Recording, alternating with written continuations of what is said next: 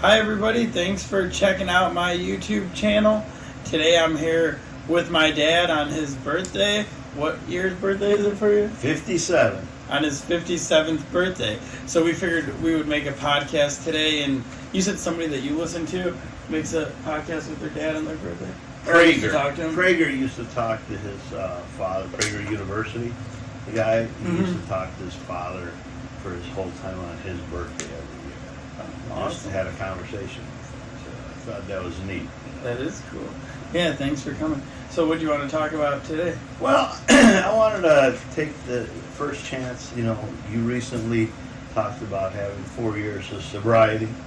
I wanted to congratulate you on that, and I think that you doing with this podcast and possibly trying to help people either make it through the day or something that resonates with them, and helping them either possibly with their addiction or with their spirituality. I know you've gotten different people, different subjects, and I thought that all of that is very good, and I listen to them. So one of the things that, my lifetime, things have always changed, and one of the things that I think I've learned is that I could learn from younger people. We have our egos and we think, what can this young guy teach me? But ever in your sobriety, I have learned so much about life and alcohol, drugs, and what I call freedom of alcohol and drugs. So I wanted to touch on that and talk, and hopefully some of this might resonate with some of your viewers or their parents or something like that, as a father of a drug addict, past drug addict and stuff like that. But yeah, I mentioned sometimes to the patients at the hospital where I work, kind of about my family, my parents, and how you guys didn't know really what to do when I was doing drugs and alcohol all those years, because you didn't really understand what was going on or what you could do, or that it was a disease, and you guys just were probably hurt and confused. Right. And then I also explained to them that how it's addiction is a family disease, they call it, where it affects more than just the person using the drugs, the addict themselves. Correct. And then it's a family recovery too. Not for everybody. Some people get better and their family members might not change. But I think in the case of our family, it was I got into recovery, and then you guys kind of also got opened up to recovery and to some spiritual ideas and stuff like that. We kind of as a family sort of changed. Right.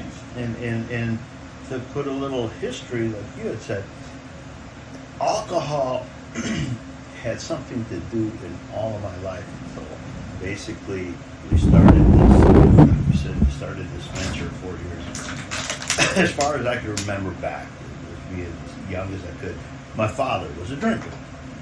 He drank. He worked hard, and you would probably consider him, a weekend warrior. They would probably consider him. And he drank through all my childhood. When he got upset, there was bad things that happened.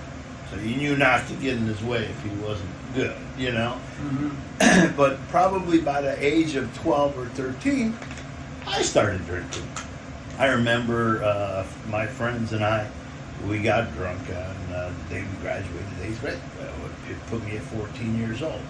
And I drank pretty heavily, for consideration. My first big moment was probably when I was 22. Drank through college and this and that. I got arrested for DUI. And I sat in jail for a couple days, and I know that I didn't like it. I said, this is not me. I can't keep this up.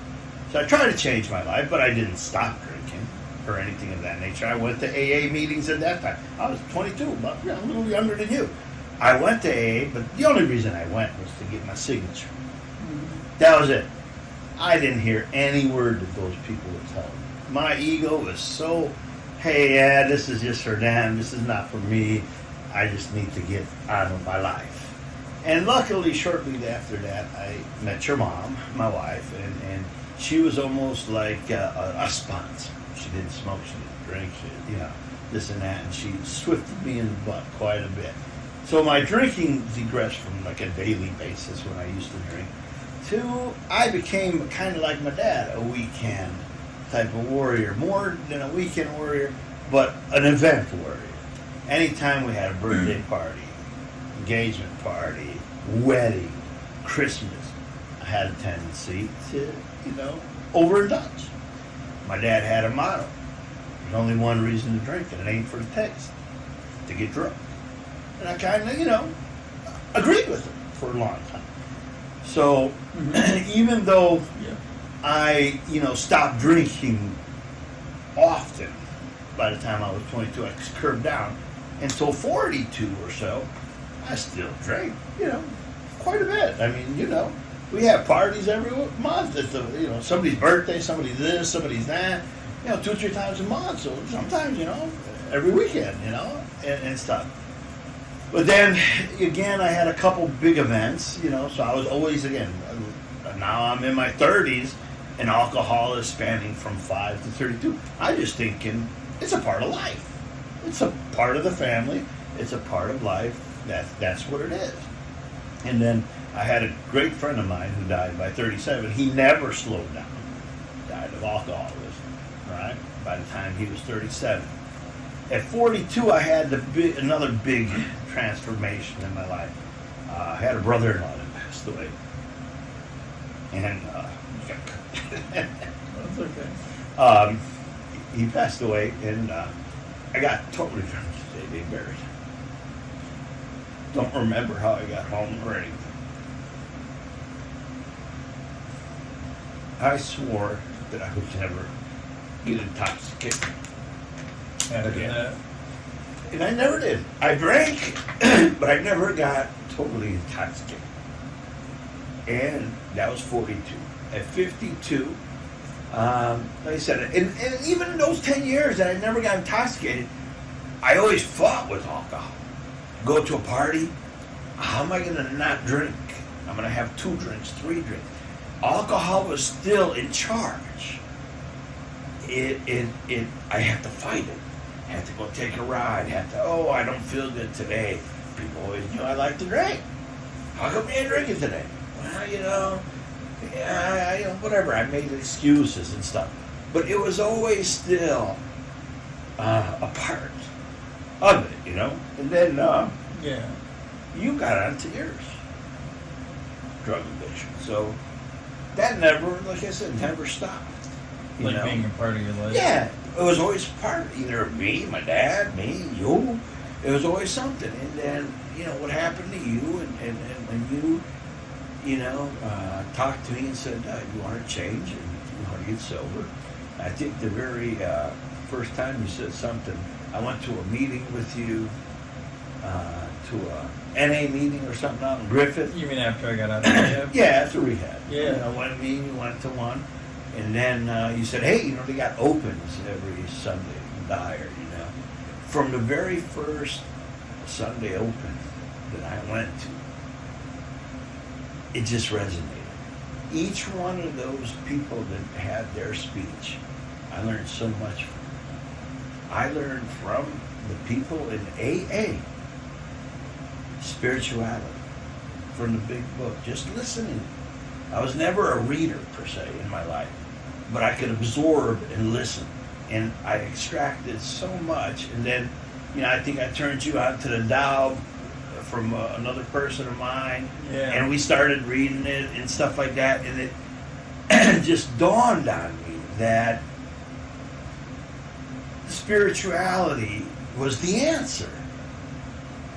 And the big book will say you have to give yourself up to your higher power, call it whatever that higher power might be. That's what you have to do in order to beat alcoholism and drugs. Am I right? Mm-hmm. I mean, that's what you're taught. Yeah, and that is. Go ahead.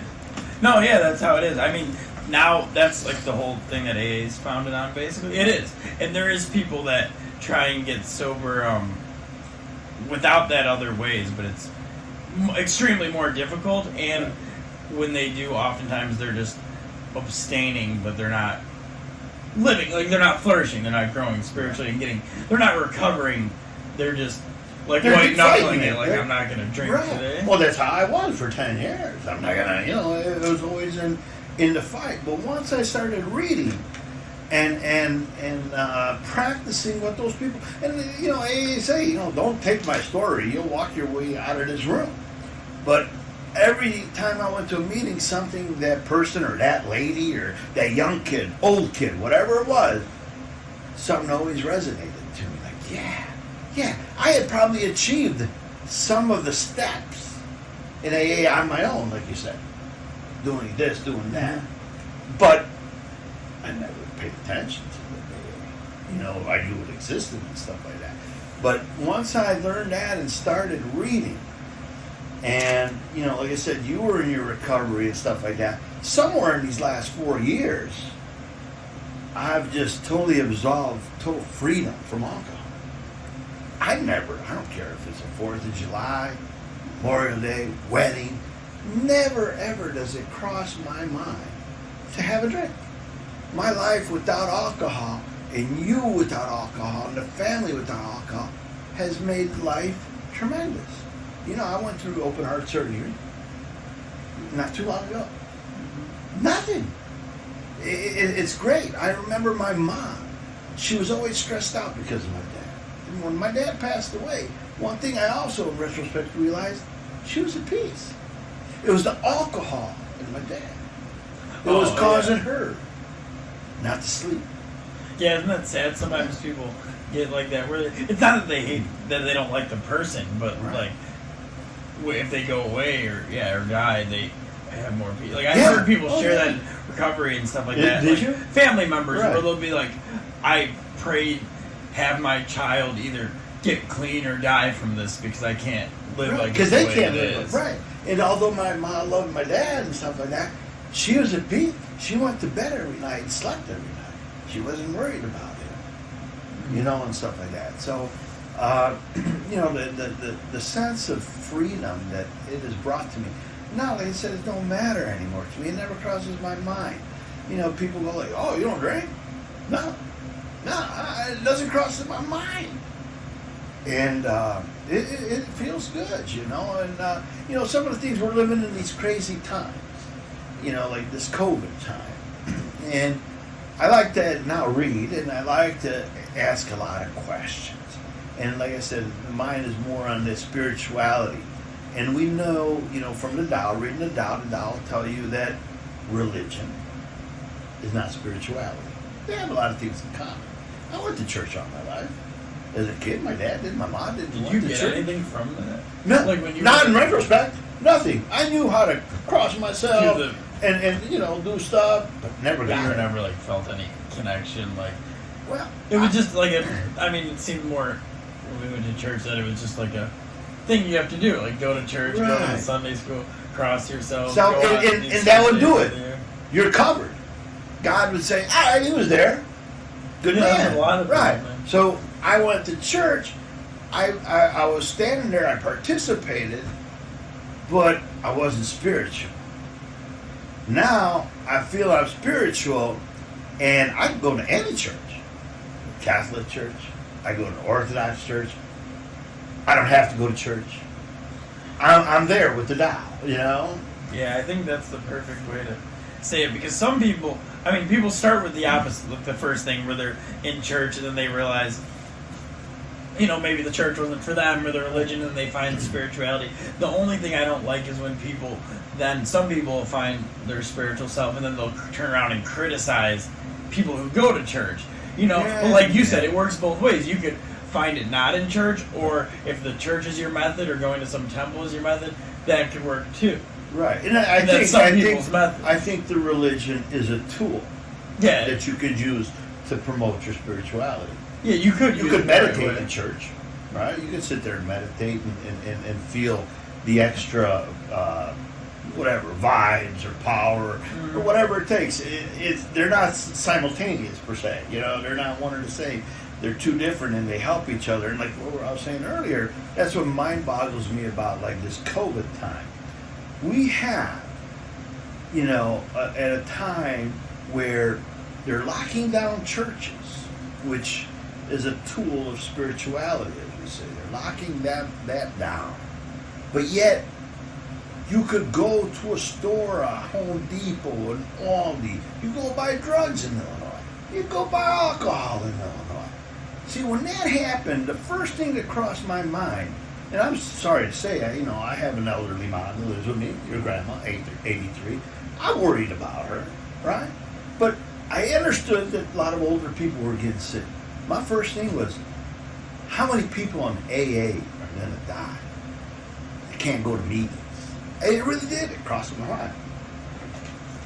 Because they shut down spirituality, or a key helper of spirituality. And meetings, too. And meetings, I mean, yeah. they became online, but Right. a lot of but it people took a little didn't bit do to them. adjust. Right? Well, yeah, and lots of people did definitely relapse during that time, Right. for sure. Yeah. That you started to find out. Lots Right. of people And that's did what I relapse. questioned. That's why I couldn't And have people these with mental questions. health too. Right. At the hospital, like whatever, people with drug addictions, alcohol, depression, anxiety, like suicide rates, all of that went up. way right. But up. they don't talk about it. Way up. But knowing what I know and being through these 4 years involved with AA meetings and stuff like that, I know now.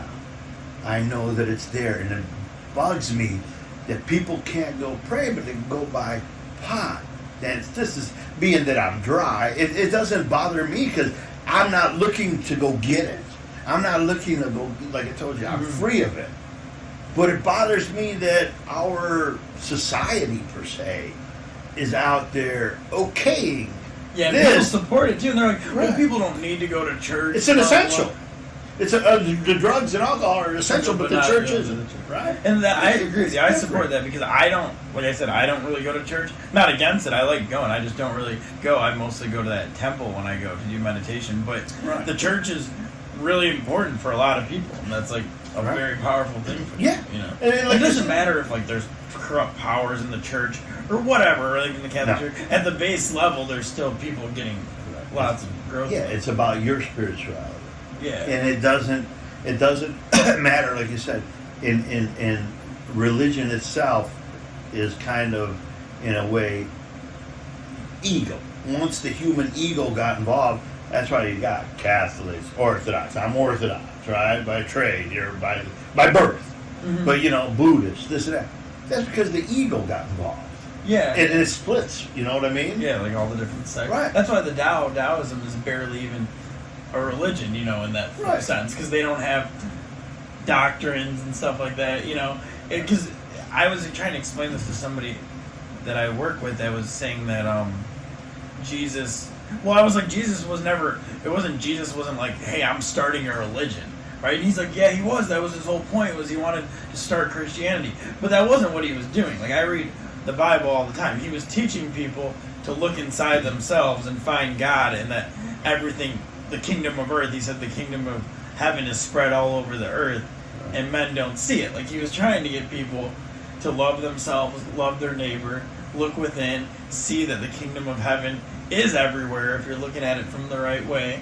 And then people cling on to that, and then they take it and make a religion and make all these doctrines out of it and this and that. And I'm sure he probably knew that was going to happen, but it's not like it was his.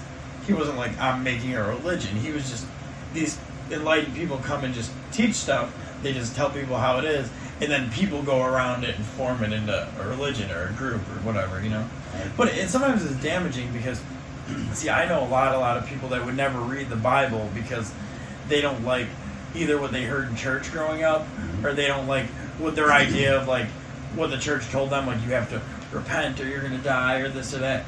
So because of what that's affected them to the point where they would never actually find out on their own what it's talking about because they're already biased against them, Yeah, all right, I've read in these last 4 years, I've read Exodus, a version of translation of it with input from that Prager.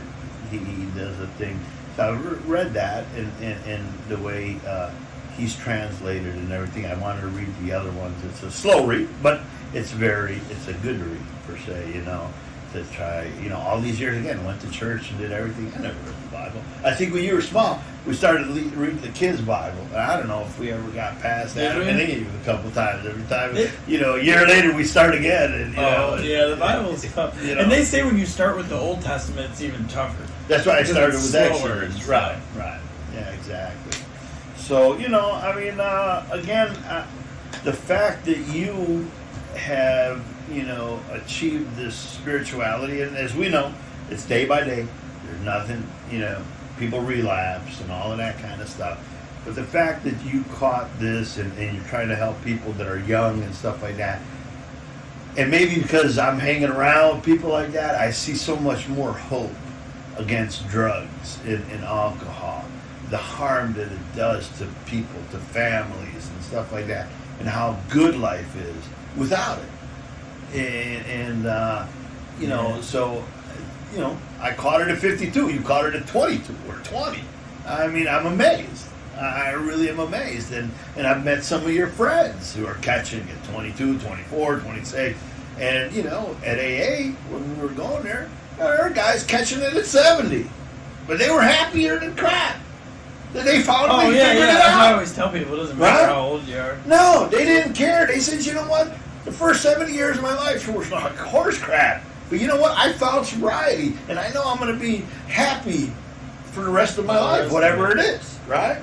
And you know, go ahead. Go ahead. No, I was going to say that it is low, the odds. Like, I remember reading in 2018 the Surgeon General's report, and it said they think, and they might even be greater, like the numbers might be worse because they probably don't know everyone that's technically an addict or alcoholic, but they say 1 in 10 people with substance abuse disorder ever go to treatment, right? So that's 10 out of 100 that ever go to treatment. And then out of that, only 3% make it to a year or more clean. So out of every 100 that try to get help or that are forced to get help or whatever, only 3 of them actually make it to a year or more. So really, it's a really low amount. It's like 3% of addicts. And I remember when you went into rehab into that place downtown for 30 days. When we went there on the first family meeting, that guy, I don't know the figure, but he said, out of 100 of you sitting here, maybe one of you will stay, you know, something like sober forever. 3 of them maybe this. Or he was throwing numbers out, and I know they were low. And I said, I don't know what your mom's opinion was. I was like, it ain't going to happen to me, you know. And so far, that you were going to stop, and that we were going to be where we're at. And like you thought it wasn't going to happen? Yeah, I was like, well, why would you be 1 in 100? Why would my family be 1 in 100? Right? It is low. I mean, I only know one other guy. Well, I know 2. One other guy that stayed clean from when I went there, and one that got clean like a year after that. Yeah, so you relapsed and went back. Yeah, that's all I know. No, and like I said, but there's tons of it. But if I have any, you know, if anybody's listening, it is a whole family thing. I want to think that helped. Mm-hmm. You know, when you went sober, I told you, I said, I'll go sober. You know, even though I didn't have an issue by that time, I felt, you know, this and that. It's super supportive. But the fact that, you know, we were all in on it, your siblings were in on it, this and that, it was a perfect storm, obviously. You know, knock on wood, praise, you know, we're blessed that it's out of our lives right now, you know, and I'm sentimental when I see it in others. I feel bad because I feel like they really don't know how good life can be. They don't know because they're just causing this disease. And it's just as crazy for the family members as it is for for the people that are, even more so. Like when you were with your stuff, when you were going through your stuff, your mom wouldn't sleep. Yeah, I was just your mom wouldn't sleep. Yeah. So what did she do? Every couple hours, she'd be waking me up, and I was getting up at 4 o'clock going downtown to work. You know, and it was probably miserable. Right. I literally just told this story today because our therapist that's substituting, we have a really good therapist substituting in the hospital right now, and she was asking the patients how their addictions affected their family, and they are all like, oh, it doesn't, we don't think it does at all. So she's like, can you give them an example? And that was what I did. I was like, well, my mom actually is a perfect example. I'm like, she would cry and be nervous and get sick, and she didn't know what to do about it. And like, you don't think that while it's happening, you don't think that. Like, I wouldn't sit there thinking every day like, oh, my mom's worried. But when you're in it, you don't see it because you're so selfish, and to keep the addiction going, you're like, well, it only hurts me. Why does anybody care? You know, nobody should care. But you don't see it affects everybody. And that's why I always encourage the patients, like, the same thing. I always tell them about what you guys did. I'm like, go to the family groups at the treatment center and go Right. to the meetings and hear them speak, because then your family, like, they'll learn about it. You know, even if they're supportive already, it makes a big difference for them to be like, okay, we want you to be clean, or to actually know kind of what the whole thing's about. You know, And see, that's when I learned, I think a couple years later, I never talked to you about, you know, what I you know, what I went to the meetings and stuff like that. I never told you, you know, that I quit drinking or whatever. Nobody, this and that. I never said anything. But I think maybe we mentioned, but I remember, right. I remember you telling me, and I just told your mom, you said, I don't know if it's really matters or not. And then people would tell me, man, you're doing such a great thing for your kid. You know, you're great, outstanding. And it wasn't, you know, I was also doing it for myself, because, and I feel free. I'm free. I'm absorbed. It's a great feeling. So with the Tao and all of that stuff, a lot. If I can't feel good, how am I going to help you, or how am I going to help others, or something like that? So I remember you saying, like, hey, you were either sponsoring somebody or gonna sponsor somebody, and he said, hey, his dad did exactly what you did. He quit drinking. I go, ah. oh yeah, I forgot who that was, but And I remember said, aha, it did help. And I never asked you. Yeah, I forgot who that was. But, I remember you know, that though. Yeah, and I was like, oh, that was a great feeling. You know what I mean? Mhm. I said, hey, man. Yeah, I that's should good. tell people that more. That is a good thing. Yeah, so.